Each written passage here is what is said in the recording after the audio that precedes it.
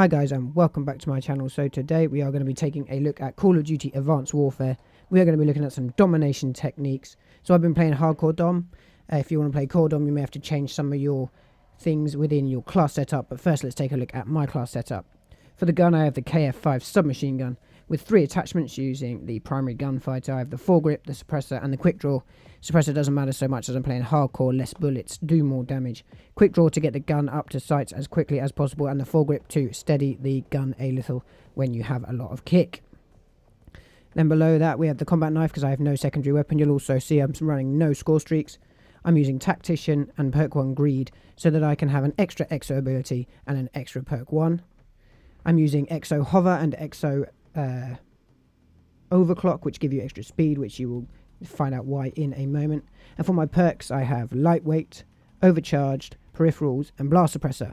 So I use the Blast Suppressor so that when I'm doing EXO moves the people do not see me on the minimap, and I use Overcharged as it gives your EXO abilities a longer time, which I will talk more about in a moment. So let's jump in and have some gameplay and I'll talk to you about my tips.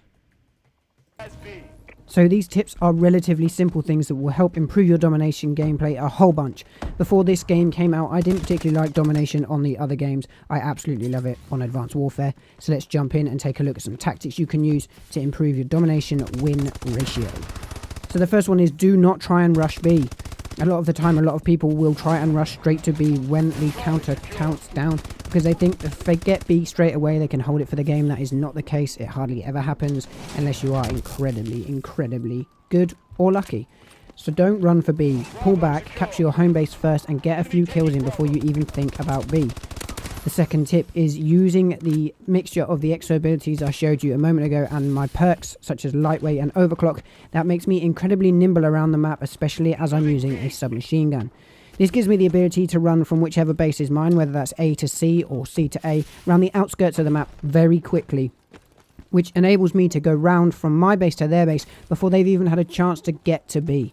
So that's what I would suggest doing. You set on overclocked, you hit your right or left bumper, depending which one you have that extra ability set to, and you leg it around the outskirts of the map to get to the other side's base as quickly as possible. So you'll notice my other extra ability is Hover. Now Hover is fantastic because when you run into capture one of the domination points on the ground, you get that capture time dial start to spin, and if you double jump and hit your hover button, you will hover above the domination point, but you will continue to capture it. However, if you have hovered into the domination point, you will not be automatically capturing it. Make sure you run in on foot, double jump and hit that hover. You're hovering above it, so when people come in, they look down to see if people are led down, kneeling or stood in the domination. They don't always automatically look straight up, which gives you a chance to take them out, pick them off from the crowd and get a good wide 360 view of your surroundings while still capturing that domination point. So my main tactic really is run circles around the map, going from C to A or A to C and B when necessary. Capture those points by running in, double jumping and hovering above them if you can, which gives you an extra field of view around you and you can take out enemies a lot easier. So that's my little tip and tactics for winning at domination. Obviously, if you're playing at core domination, not hardcore, you may want to change your gun. Submachine guns aren't the best guns in this game, but they are still good. I like the KF5, especially with the foregrip, gives you a lot less kick with the gun. Also, if you are hovering above a domination point and someone comes in and they haven't seen you, you have a chance to slam down on them by pressing in your right stick, which is actually quite difficult to do unless they are right below you when you're hovering above that domination point. If they're capturing it too, they're only right below you. Do be careful if you're hovering there and you have teammates there. If you drop down, you will kill your teammates in hardcore. It is not the same as core. So if you've liked this video, please hit the like button. Subscribe to my channel for more Call of Duty videos. I will be doing my other videos as well. But I really appreciate all your feedback. Leave me comments. Make sure you subscribe. Thanks once again for watching. And I'll see you in the next video. I'd just like to take a minute to thank you for watching my video. If you've made it this far, you're almost at the end. But there are a few things I'd really appreciate you do, and they'll only take you a few seconds. So firstly, check out the video description to this video and my other videos. There are tons of great links down there, including a link to Amazon.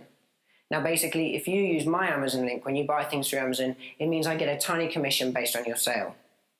I've also created a new campaign through patreon.com/George Slade. Now my Patreon is slightly different to others you may have seen on the internet. Most Patreons have a tier level. You donate more, you get better rewards. Whereas mine doesn't. I simply have one tier, and that is that you pledge $2 a month to help grow this channel. Now you may be thinking, why should I pledge my hard-earned money to help this guy out? Well, basically, any money that comes in through the Amazon link or through the Patreon goes straight back into this channel in two ways. The first is it allows me to improve the gear I'm using to make better quality videos for you.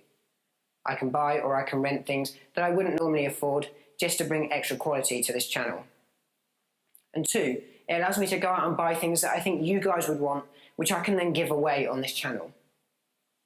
Also, come and check out my social media, because I really appreciate everybody who watched my video.